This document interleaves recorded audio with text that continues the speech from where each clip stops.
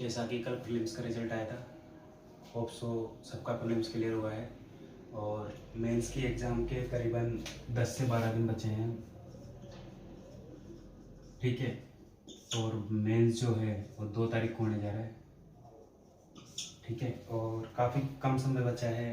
किस तरीके से प्रिपरेशन करें, किस तरीके से हायर स्कोर करें, क्योंकि पढ़ तो सब रहे हैं, है ना। तो हम ऐसा क्या करें जिससे हमारा सिलेक्शन हो जाए। ठीक है, तो सबसे पहले तो बात करते हैं कि आपका एक टाइम टेबल सेट होना चाहिए, क्योंकि अब ऐसा टाइम है कि आपको 1 मिनट भी फालतू वेस्ट नहीं करना है। अगर क्योंकि फालतू 1 मिनट भी वेस्ट हुआ और आप इस रेस से बाहर हो जाओगे, क्योंकि प्रीलिम्स तो क्लियर हो जाता है। मेन दिक्कत क्या होती है, मेंस। और मेंस में अगर थोड़ी सी भी अपनी गलती रह जाती है, जहाँ 1000 रैंक आ रही होती है वहाँ 2000 रैंक चल जाती है। ठीक है ना, उस चीज़ को समझ रहे हैं ना। तो सबसे पहले तो अपना एक क्या होना चाहिए, सबसे पहले तो अपना एक टाइम टेबल फिक्स होना चाहिए। उसके बाद टाइम टेबल कैसा होना चाहिए, जैसे मैं हमेशा बताते आया हूँ कि सुबह उठते टेस्ट सीरीज, उसके बाद थ्योरी और देन रिवीजन। ठीक है, और अब एक चीज़ और करनी है आपको, जो मैं खुद करता था अपने टाइम पे, रात को 2 बजे से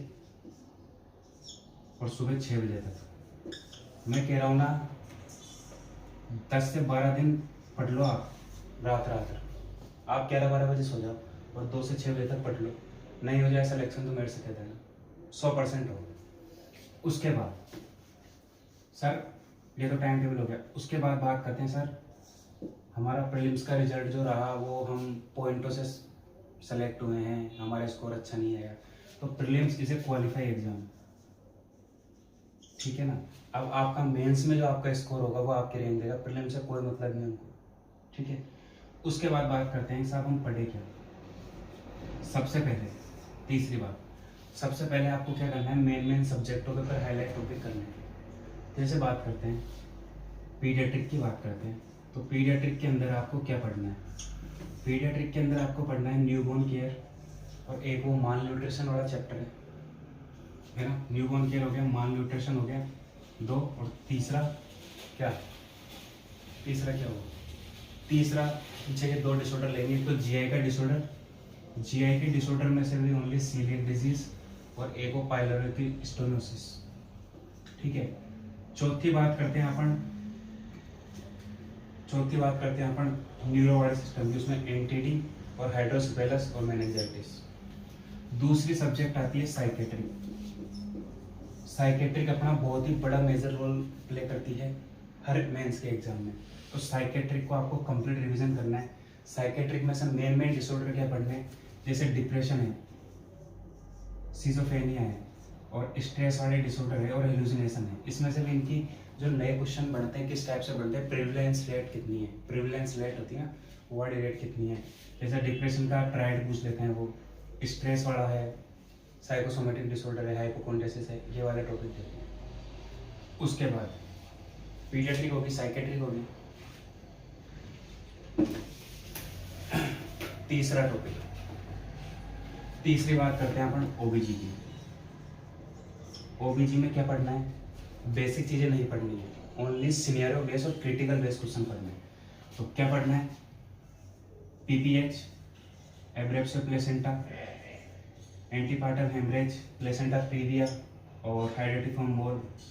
जो भी आपके डिसऑर्डर रिलेटेड चीजें हैं वो एक बार आपको सुपरफिशियल रिवीजन करना है।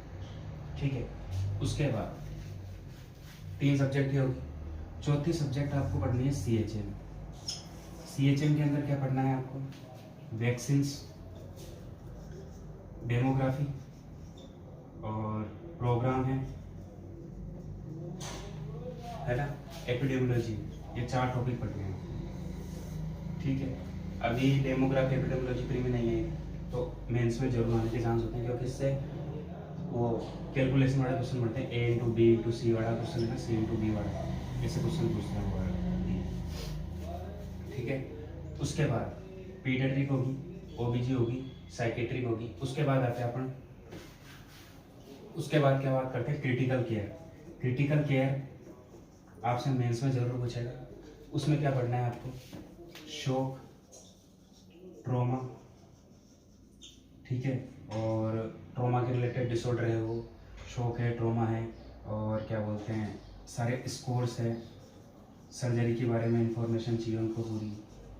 तो बेसिक वाली जो सर्जरी वाला पोर्शन है वो आपको क्रिटिकल कंप्लीट कर देगा। उसके बाद बात आती है एमएसएन की।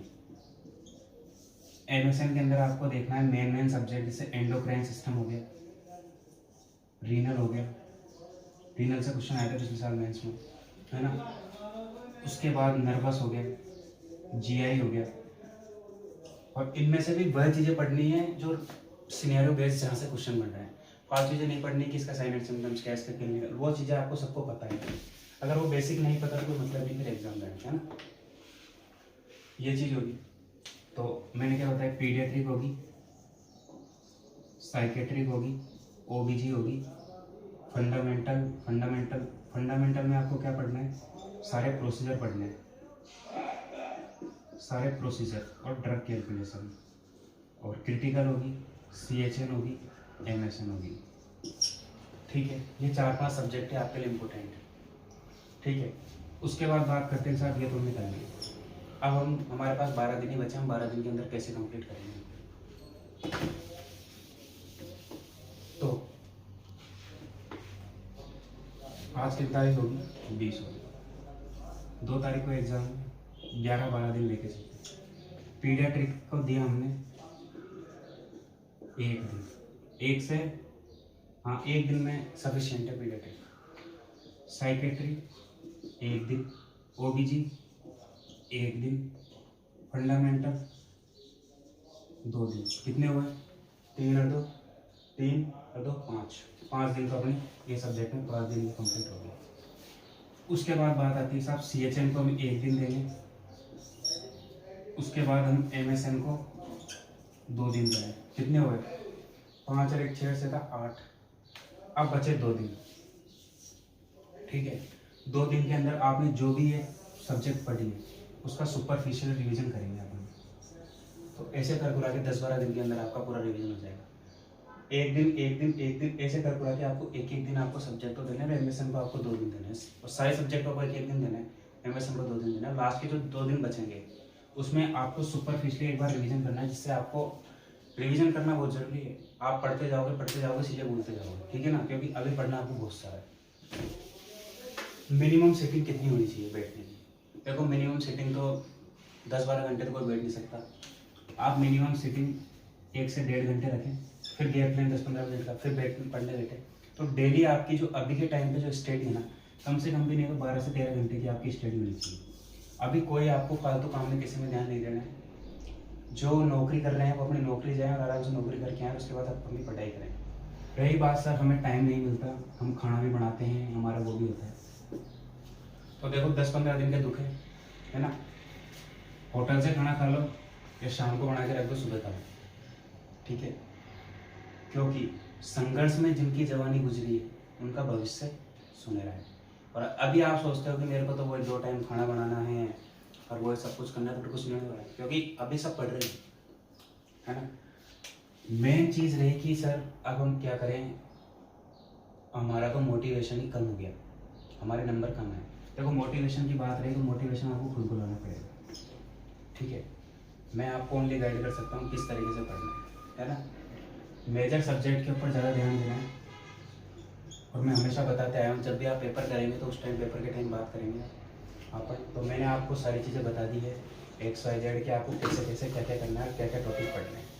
मेन आपको पीडियाट्रिक, ओबीजी, साइकेट्रिक पर मेन फोकस रखना है, और साइकेट्रिक के भी नए डिसऑर्डर के ऊपर आपको फोकस रखना है, जैसे फर्गोली है, कापगस है ना, और वो ऑटोस्कोपिक हेलुसिनेशन है, कई तरह के हेलुसिनेशन है, तो नए क्वेश्चन बनते हैं। इसलिए मेरा कहना यही है, डरना बिल्कुल नहीं है, मस्त तरीके से तैयारी करनी है। 1% भी अगर आपका कॉन्फिडेंस नीचे गिरा तो आप पीछे, फालतू कामों में सब में ध्यान छोड़ दे। कोई चीज़ आपसे जुड़ी है तो वो कहीं नहीं जाएगी, ठीक है। 10-12 दिन आपको अच्छे तरीके से मन लगा के तैयारी करनी है, ठीक है। और इसी के साथ कोई भी डाउट होता है तो आप मेरे को कॉल कर सकते हैं 9782758908। अब बात है साहब लास्ट जो मोमेंट है उसके अंदर सक्सेस के क्या ट्राई करते हैं। क्वेश्चन के लिए, क्वेश्चन प्रैक्टिस के लिए क्या करें? देखो जैसे प्रीलिम्स का पेपर देखा आपने, पूरा थ्योरी बेस्ड था, है ना? और मेंस का पेपर भी मैंने पहले भी यही कहा था, इतने वीडियो बना दी, सब में एक बात कहता आया हूँ कि सारा जो पेपर है ना वो थ्योरी बेस्ड ही आया है। अगर आप थ्योरी के ऊपर अच्छे से फोकस रखेंगे तो आपका जो मेन टारगेट है ना वो आपको अचीव हो सकता है। और लेकिन आजकल के स्टूडेंट क्या करते हैं, थ्योरी के ऊपर कम ध्यान देते हैं, क्वेश्चन प्रैक्टिस के ऊपर ज़्यादा ध्यान देते हैं। क्वेश्चन प्रैक्टिस के लिए आपको मेन बुक है जो इनफ्लेक्स 861, ये सक्सेस का ट्रायल ये कहता है कि साहब एक तो थ्योरी, टेस्ट सीरीज और एक इनफ्लेक्स 861। टेस्ट सीरीज में आप डेली का एक टेस्ट लगाएं और ओनली उसके अंदर ये देखें कि आपके स्कोर कितना बन रहा है ना? अभी 2-5 दिन, उसके बाद फिर आप जैसे 5 दिन बचेंगे, 5 दिन के अंदर आपको ये करना है कि 5 दिन जो बचेंगे ना उसके अंदर आपको फिर फटाफट टेस्ट होकर क्वेश्चन देखने की, इसमें सी आ रहा है, इसमें बी आ रहा है, इसमें डी आ रहा है, इस तरीके से आपको रिवीजन करना है। ठीक है, वो चीज़ समझ रहे। इनफ्लेक्स 861 की बुक है, वो बहुत ही स्मार्ट बुक है, तो उसको तो आपको पढ़ना है। ठीक है, और कोई दिक्कत है ही नहीं, आराम से पढ़ते रहें।